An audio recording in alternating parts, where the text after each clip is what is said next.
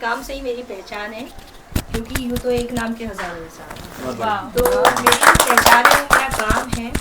और basically by profession तो मैं एक पब्लिक रिलेशन ऑफिसर हूँ, क्योंकि हॉस्पिटल में हूँ तो दर्द भरा डिपार्टमेंट है, इसीलिए मैं हमेशा मुस्कुराती रहती हूँ।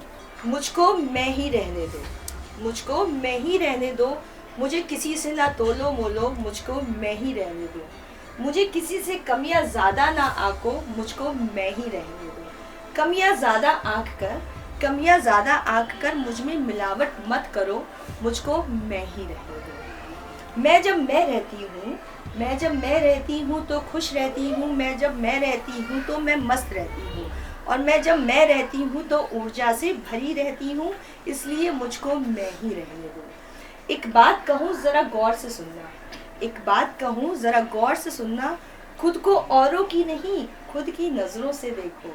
एक बात कहूँ ज़रा गौर से सुनना, खुद को औरों की नहीं खुद की नज़रों से देखो, क्योंकि खुद को खुद की नज़रों से देखोगे, खुद को खुद की नज़रों से देखोगे तो खुद में खो जाओगे, और खुद को औरों की नज़रों से देखोगे तो खुद को खो दोगे। इसलिए मैं ये ज़िद करती हूँ कि मुझको मैं ही रहने दो, मुझको मैं ही रहने दो। So it was like I was going सब। देखिए इंट्रोडक्शन के लिए तो मुझे लगता है कि जैसा कि इन्होंने बोला कि हर एक नाम की कई महिलाएं होती हैं, और मेरा इंट्रोडक्शन बहुत छोटा सा। सबसे पहले तो मैं बहुत प्राउड फील करती हूँ कि मैं एक महिला हूँ, और बाकी तो जो भी चीज़ें हैं मेरे बारे में बस ये है कि मेरा नाम पूरा डॉक्टर मोनिका साई है, और मेरा प्रोफेशन सिंगिंग है। मैंने फिल्म सिटी में, मुंबई में भी बहुत सारी फिल्मों में म्यूज़िक दिया है, यहाँ पे भी दिया है। बाकी मेरे 200 से ऊपर मैंने भजन लिखे हैं, बहुत 12-15 मेरे एल्बम निकले हैं, और अभी रिसेंटली नेक्स्ट मंथ में मेरी एक मूवी आ रही है। साथ ही साथ मैं सोशल वर्क करती हूँ, कवि सम्मेलन करती हूँ, और बहुत प्राउड फील करती हूँ कि एक महिला होने के नाते मैं इतना कुछ कर रही हूँ परिवार को। और सिर्फ मैं ही नहीं, मुझे लगता है हर वो महिला जो घर और परिवार को और बाहर की दुनिया संभाल रही है, ये ताकत सिर्फ एक महिला में है। क्योंकि पुरुष जब बाहर से आता है तो उसको लगता है हर चीज़ हमें आराम से मिलनी चाहिए, पर महिला जब बाहर से भी आती है उतनी एनर्जी के संग आती है, उसको पता होता है अपने अपने घर में मुझे क्या करना है, अपने परिवार को संजो के रखना है। पूरी कोशिश करती हूँ कि कोई भी मेरे डेस्क तक आया है तो मैं उसकी मदद करूँ, चाहे वो किसी के रेफरेंस से आया हो या वो उसको पूछने पाछते आया हो। तो मेरे लिए सिर्फ और सिर्फ मेरे काम की अहमियत होती है। नाम is a add on thing होती है, तो नाम को हम प्रेफरेंस देते हैं, बट काम को उससे ज़्यादा प्रेफरेंस देते हैं। और बाकी रही महिला दिवस की बात, तो जैसे कि ये कहते हैं कि कोई भी दिन उसकी अहमियत को बताने के लिए होता है, तो ये कहना कि हर रोज़ तो महिला का होता ही है, पर एक दिन ये मना करके लोगों को थोड़ा एहसास कराना पड़ता है, उनको जगाना पड़ता है, उनको बताना पड़ता है कि दे आर ऑल्सो इम्पॉर्टेंट, हम भी इम्पॉर्टेंट। और खुद ये दिवस जो ना पुरुषों से ज़्यादा महिलाओं के लिए, क्योंकि वो खुद अपने बारे में नहीं जानती हैं, अपनी शक्ति के बारे में नहीं जानती हैं, अपने भीतर की गुण उनके बारे में नहीं जानती हैं, या सशक्त है कैसे होना है क्या है। तो शायद कहीं कहीं पे ऐसी छोटी छोटी चीज़ें जो आयोजित की जाती है, या टीवी पे वो देखते हैं या कहीं होर्डिंग देखते हैं, तो राह चलते हुए भी अगर कोई नॉर्मल महिला होगी तो देख के सोचेगी अच्छा हमारा भी दिन होता है, ठीक है, तो इसका मतलब कोई ज़रूर कोई बात होगी, तो कहीं ना कहीं उसके दिमाग में ये थॉट आएगा। तो जब एक थॉट आता है ना, वहीं से पूरा प्रोसेस शुरू हो जाता है। तो मुझे लगता है इसीलिए महिला दिवस मनाना भी ज़रूरी है एकदम।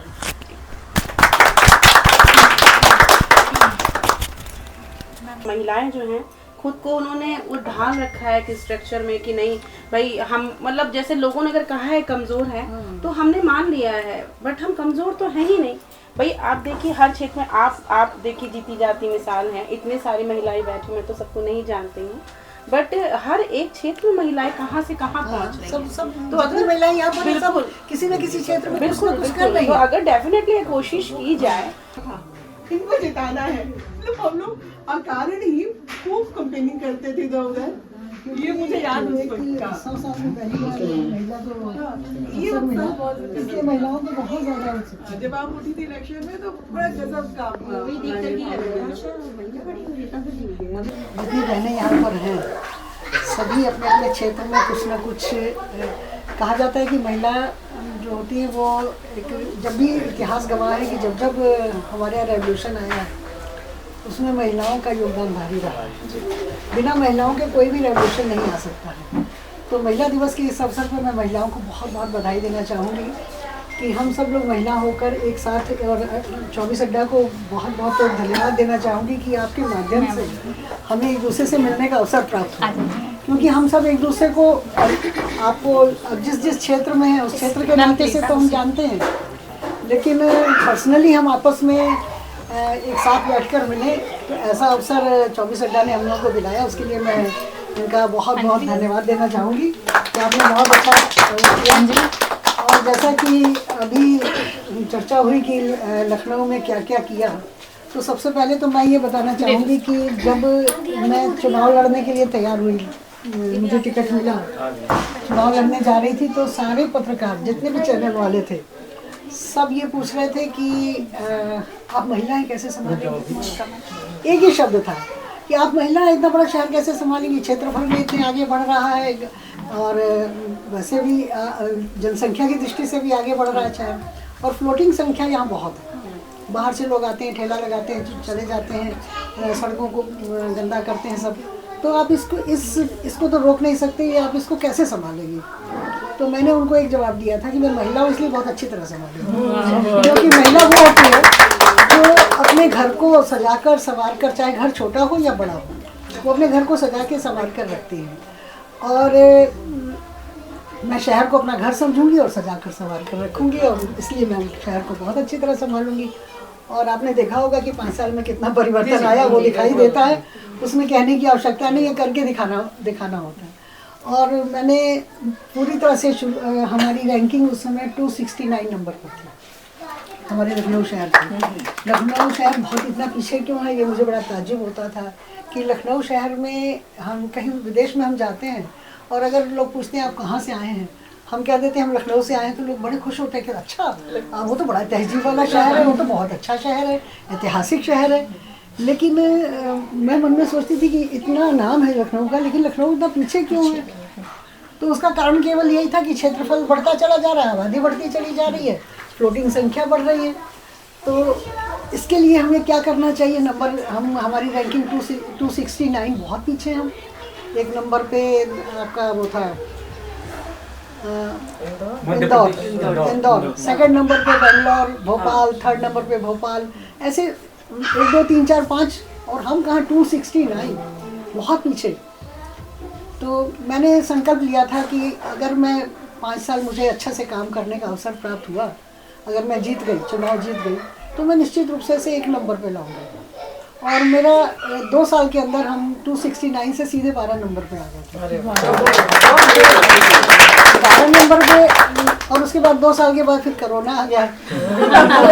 कोरोना में हम लोग लग गए, उसमें भी नगर निगम ने, आपने सबने देखा, बहुत काम किया। 350 लोग दिन रात वहाँ उन बॉडीज़ को क्रिमिनेट करा रहे थे, जिनका कोई अपनी फैमिली का कोई मेंबर हाथ लगाने को तैयार नहीं था। नगर निगम उन सारी बॉडीज़ का संस्कार करा रहा था अपने पास से ही, एक पैसा किसी से नहीं ले रहा था। वो बॉडी तो लोग छोड़ के भाग जा रहे थे डर के मारे, तो उनका संस्कार कराना और हर घर में खाना पहुंचाना, ये नगर निगम का उस समय काम था। तो सारे फंड्स हमारे उसी में खर्च होने लगे, और सारा काम हमारा कोरोना पे ही होने लगा। बाकी सारी चीज़ें हमारी पीछे छूट गई। इसके बावजूद भी 2 साल बाद फिर जब हम कोरोना ख़त्म हुआ, तो हमने सबसे पहला काम, पहले तो स्वच्छता की तरफ मैं ध्यान दे रही थी कि मुझे नंबर 1 पर लाना है।